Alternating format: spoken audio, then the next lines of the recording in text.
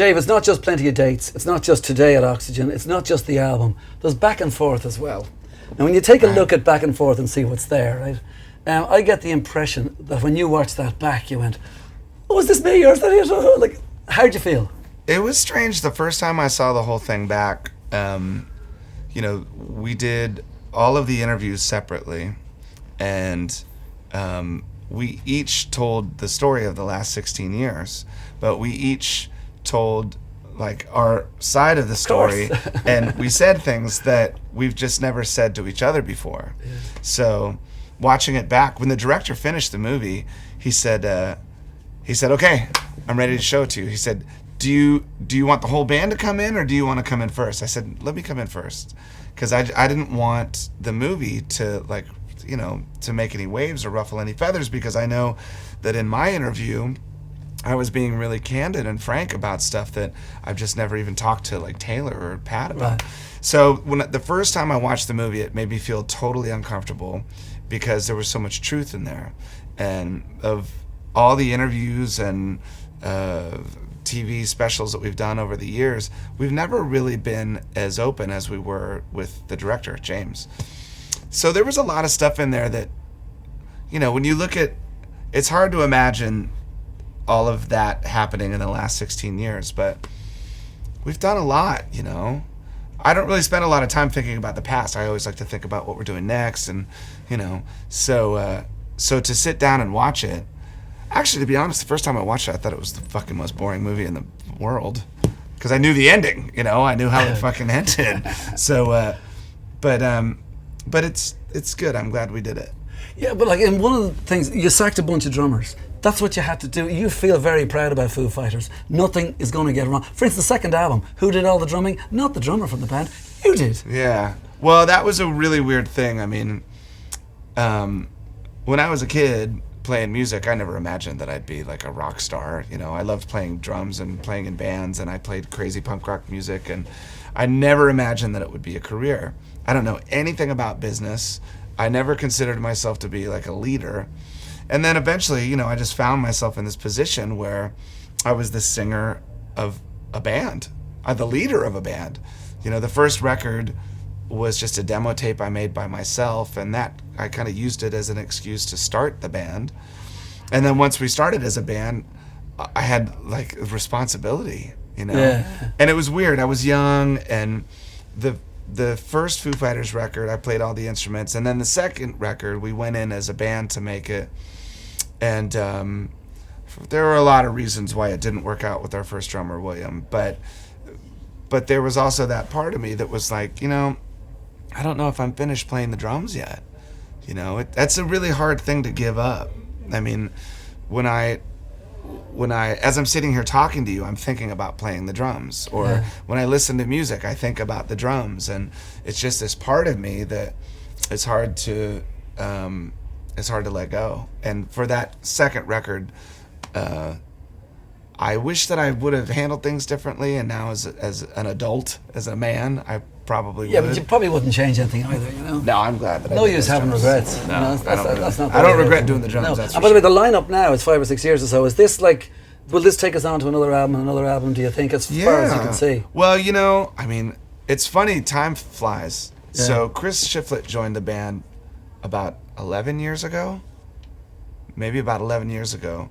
Pat has been back in the band for, it's been like 5 years or something. So, we're kind of like a big family. So that once you get that perfect combination of people, you just know. I mean, honestly, anyone in the Foo Fighters can tell you that musicality is like about this much of what we do, I think we've never really had an audition. Shiflett was the first person that we ever had an audition to join the band, and that audition was mainly us talking to him about like what kind of dude he is. Yeah. I could give a shit about how he plays guitar, I just wanted to be able to like drink with him on the weekends. And so it's funny nowadays, I mean, we don't have him here with us today, but we just spent the last 3 weeks with all of our families on the road. And so the backstage isn't like, bottles of whiskey and chicks, and it's like kids' toys everywhere, and there's 10 kids under the age of 7 running around, and all the moms and all the dads, and it's super fun. That's kind of the environment now. That the music is better because of this world that we've created around it. But also the amount of time you have in your life. Do you find out that you have to really, like, you've got 2 families, you just mentioned one of them, it's Foo Fighters, you mentioned the other one that's on the road, not all the time. Is it always trying to balance the 2 in some ways? Like, do you like to leave home and leave those kids behind? No, obviously. So is it a constant battle? I mean, I think that,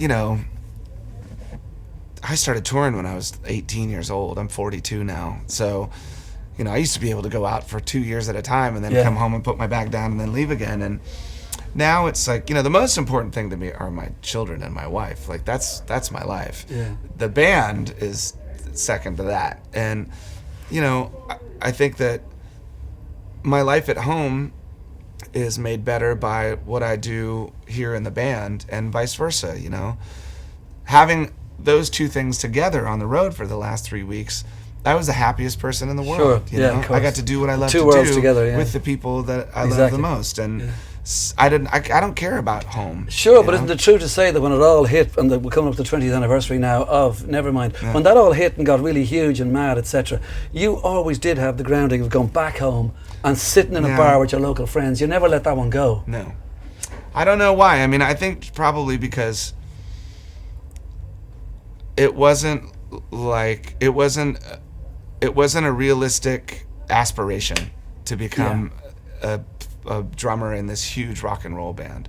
It wasn't in the cards, and so when it actually happened, I was just really surprised, and I took it like I won the lottery, and I brought it back to Virginia, and bought a motorcycle for a friend, and took my friends out for drinks, and but at the same time, I grew up with a pretty strong sense of family, and my father told me, like, you better save your money, and my mother always taught me to be a gentleman, and it's not a very rock and roll thing to say, but it's true. And I mean, to me, especially a lot of the shit that I've been through, seeing people die and seeing people disappear, and I just want to survive. I want to play music. That's why I'm here. I'm not here so that my autobiography will fucking sell 1 million copies. It might not be like the most rock and roll story, but like, I'm here because I want to play music. And tonight, when we get out there in front of 80,000, how many people are here? A lot of people. That's what I live for. I don't live for fast cars and getting fucked up every weekend. It's like I live for that and playing music. And so it all kind of goes together. Like, I just want to be a real person. But what else goes together to make Foo Fighters what it is? For instance, like the amount of times you play with other people, you've had other bands, you've had the Crooked Vultures. Now, I know that to play with John Paul Jones is you'll do it anyway, it doesn't matter where. By the way, do you still have a John Bonham tattoo on you somewhere? I have a few of them. Really? Yeah. The Ruin from Led Zeppelin 4. Take my pants down and show you. No, they're right here. Yeah, the circles. Yeah. I got one there, and I have one there, and I have one there. Like, when you play with all these other bands, like, does it inform Foo Fighters later, or is it just an adjunct to it, or what is it? Well, it's funny because sometimes, every musician has their own signature sort of fingerprint way of playing what they do. So no 2 musicians are exactly the same. So when you jam with someone, whether I'm playing guitar, I'm playing drums, the combination is always different. So it becomes this new equation. And the result is usually, something that inspires you. Like, you hear things differently. I got to play drums with Prince at Soundcheck like a month and a half ago. It was amazing, and it was showing off now. It was great. Well, I mean, it's a long story, but I went down to the Soundcheck, and he just said, like, hey, you want to jam? And I said, sure. And he goes, you want to play the drums? I said, sure. And he picked up a bass, and I played the drums, and his band joined in, and we jammed for maybe like 25 minutes, and it was fucking great. But hold on a second, you jammed with Paul McCartney, you get an award recently off Roger Daltrey, you're playing with John Paul Jones. I don't know. It's pretty cool, isn't it? Yeah, it is. Believe me, I think it is too. But it's one of those things where after doing that, I mean, I sat there playing with Prince, who's playing the bass, And he plays it so much differently than John Paul Jones, who plays it so much differently than Paul McCartney. Right. And every time I play with one of those people, it changes the way I play. Yeah. But mostly, I think what happens is it just makes you you feel inspired. You just want to create because your heart just kind of fills up with. Okay, this but new what love of doesn't doing it. change in terms of the songwriting of Foo Fighters? One of the things I get the impression from you is melody. It's what a lot of bands, even within the same kind of thing as they might be filed under where Foo Fighters are in the record shop, whatever. They forget about melody sometimes. I get the impression melody is one of the most important things, and also lyrics that people can access. Yeah. Well, melody, that's a Beatles thing. It's from when I was a little kid, my first records that I really loved were Beatles records. Yeah. And so I just always thought it was really interesting, almost like a puzzle that you can kind of see in your head, where you'd have a chord structure or just basic, like the instrumental piece of a song, and how a vocal would rise above it and weave within it to create a catchy melody. And so from the time I was like 9 years old, I would think about that, like Rubik's Cube shit. Like, God, how does he do that? And then meeting Kurt and being in Nirvana, he was the master of doing that. And so hearing him come up with a song like, I don't know, Old Age or Lounge Act, or some of the songs that didn't get really popular, Dumb is a good example. It's a really simple chord structure with a really simple vocal line that seems familiar, but you've never heard it before.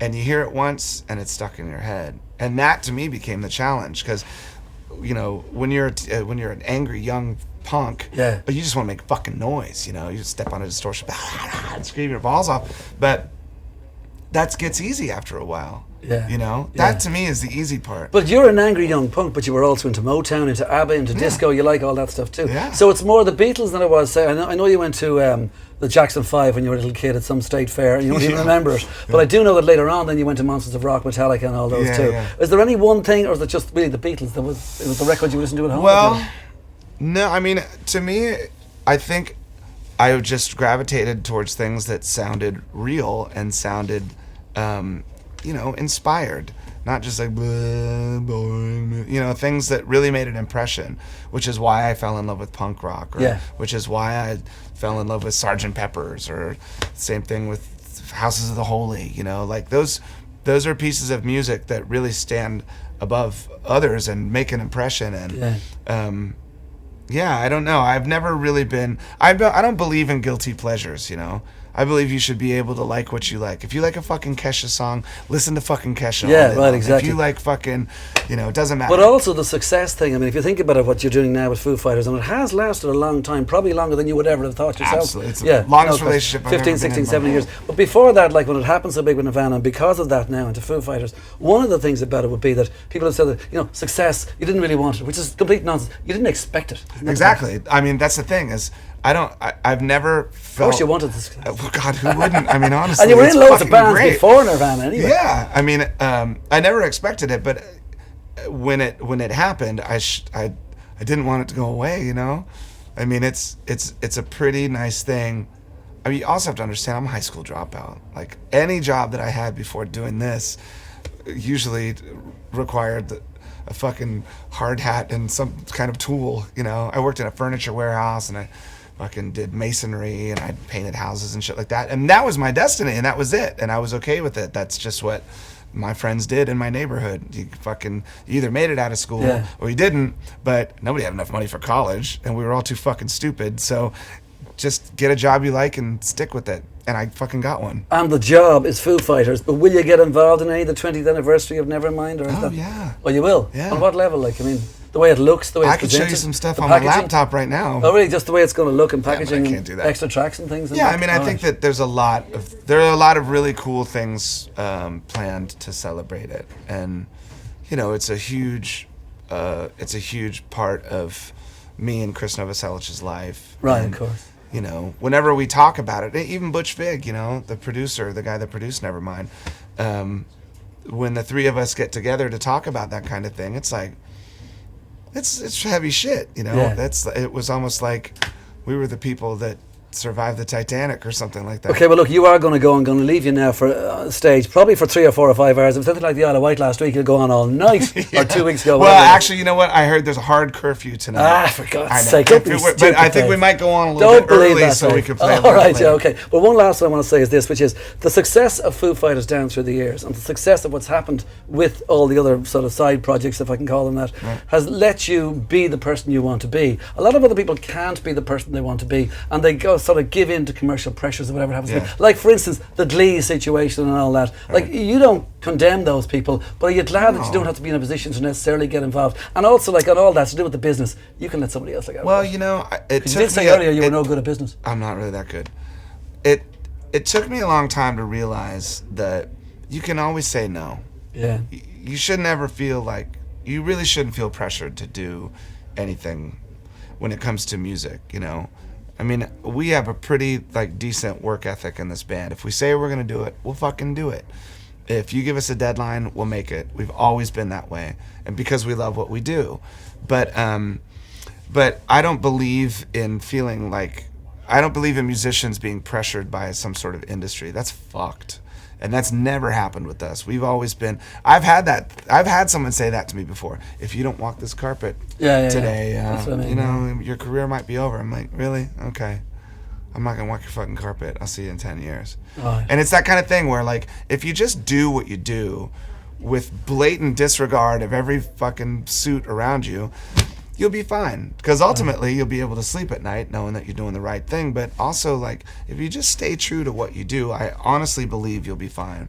And don't worry about any of that other bullshit. I mean, over the years, like, watching all the different, like, phases and fads, and, like, the skinny ties finally disappeared, and then the fucking rap metal finally went away, and there's just, like, us standing in the corner with our 4 instruments, like, well, we're still over here in the corner, you know. But we have this beautiful thing that I hope never goes away. What are you telling me? Rock isn't dead? It's never dead. Well, everybody listen, for those about to rock, to quote AC/DC, we salute you, and that's you. All right. You're about to rock. Dave. Do it. Thanks, Thanks man. Dave. Good All man. right. No sweat.